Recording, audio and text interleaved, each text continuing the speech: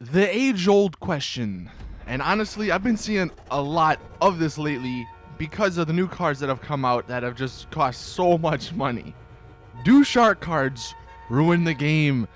Is Rockstar becoming a worse company because of shark cards? And I just wanted to have a little chat with you guys about this. I know we've kind of talked about the shark card debate a little bit before, but in this video, I guess more specifically, I want to go in detail as to why the prices in GTA Online have like completely changed and gone up over the years, because that's like the main point that I'm seeing from everyone, and I even myself included. I've mentioned it a few times. Like, you take a look back in 2013 when the game first came out, and the cars were, pretty decent. The most expensive one was the Adder at $1 million. Now you look at it, most expensive one is $2.8 million, and that's the X80.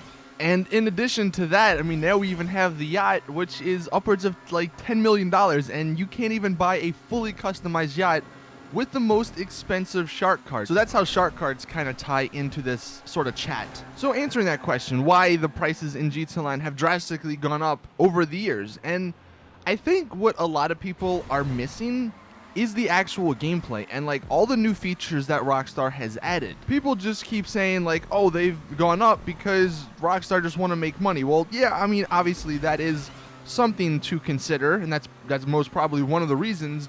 But if we think about it, before Heist came out, which was in, I think, March of 2014, there were no really good ways to make money. I mean, yeah, the missions were there. Well, I guess you could glitch Rooftop Rumble. That's what a lot of people did way back in the day. But like, the missions didn't pay out that much money. I think the max was what, like $23,000 or $4,000. And comparing that to Heist and the CEO and VIP system that they've added, like, you can make so much money with these newer features, these newer mechanics, a lot quicker. Especially like with the Heist, if you do a criminal mastermind challenge, that's a $12 million profit right there.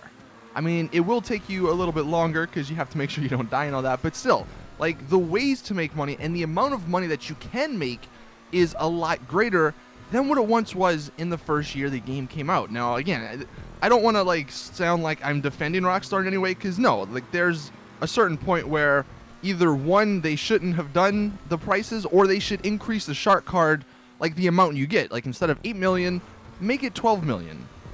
Like, it sucks for people who may have bought them in the past, but make the shark cards raise with the inflation of GTA Online as well as the economy. Another thing you have to think of, like, if Rockstar didn't make these prices as insane as they are, and everyone, would have a ton of cash and they could buy everything, wouldn't the game kind of be boring? And wouldn't you not have much to do?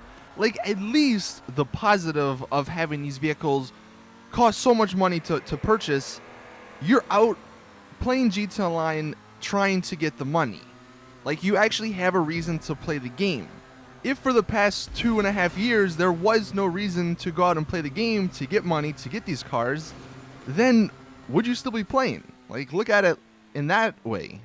And I know the sort of counter argument to the point I just made is that, well, GTA has always been sort of a sandbox game. So if I had $1 billion, or if I had a ton of money and I could literally purchase anything and everything, then I could have a lot more fun. And maybe, but would you have fun doing sort of the same thing over and over again for, like, again, the last 3 years? I don't know. Like, that's a debate you guys can answer in the comment section. I'm not, saying one side's better than the other, because technically, I guess if you had $1 billion, it would just become like GTA 4, where, you could have everything and nothing mattered. Like, you could blow everyone up. You didn't have to worry about bad sport lobby. You didn't have to worry about insurance. But I thought that was sort of an interesting take on the whole situation. Another thing you do have to account for is that just taking a look at the DLCs themselves. So, the first year, up until I think really June of 2015, because that's when the High Life DLC came out. That's when the Osiris became the I think it was just $2 million car.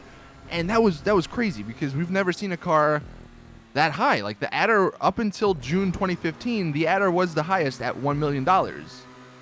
But up until June of 2015, the DLCs weren't anything special. Like, they may have been nice, like the High Life, or no, was it the High Life The one with the Zentorno and the Massacro, I think I might have said the Osiris one was the highlight. That was the ill-gotten gains, but the Zentorno and the Massacro DLC, like that's one of my favorite DLCs because it had a bunch of stuff into the game that I really like. But it wasn't substantial, really. It was just a 2 or 3 cars, maybe a few guns, and a few clothes. And that's what all the DLCs were up until June of 2015. And that's sort of when, coincidentally, they dropped the Xbox 360 and the PS3, and they started making DLCs for the newer platforms that could handle so many new features. And that's when we got Bennies. That's when we got these lowriders. That's when we got more missions like the Lamar missions. That's when we got the yacht that you can now do a bunch of stuff. The VIP system, the CEO system, and more recently, the stunt races. That's a lot more content that has been added over the last year, I guess. And all those features I just mentioned, I'm sure it takes a lot more effort and time to make that than just add a few cars, guns, and clothes to the game. And, you know, at the end of the day, Rockstar's business, they employ people. It's people's jobs to make this stuff. And the only way that they can get money to pay these people is shark cards. Like, making the prices of the cars more expensive so people either play the game or buy shark cards. That's how they make the money. And I guess sort of to wrap up the video, it's a little would you rather question. Like, GTA Online, would you rather the way it is now with shark cards, which at the end of the day are optional. I know the freaking debate goes on. Are they really free? Are the DLCs really free if they're really expensive and blah, blah, blah. But would you rather it the way it is now with shark cards, or grinding is how you can get money, a subscription fee, sort of like most MMOs, World of Warcraft being probably the biggest, where you pay, say, $5, $10 a month, and, you know, you get stuff maybe for free, maybe for a severely discounted price. The third option would be to just pay for the DLCs, which we've had, what, like 30 or something? So that, even if they're just $5 a piece, that's still a lot of money you're shelling out for a game. Or have no updates at all. Like, after the Beach Bum update where they bug fixed GTA Online, like, we'd have nothing. And it would be like GTA 4, where that's it. You don't get anything else. There's not much to do besides the few missions that they had in the game and the few races.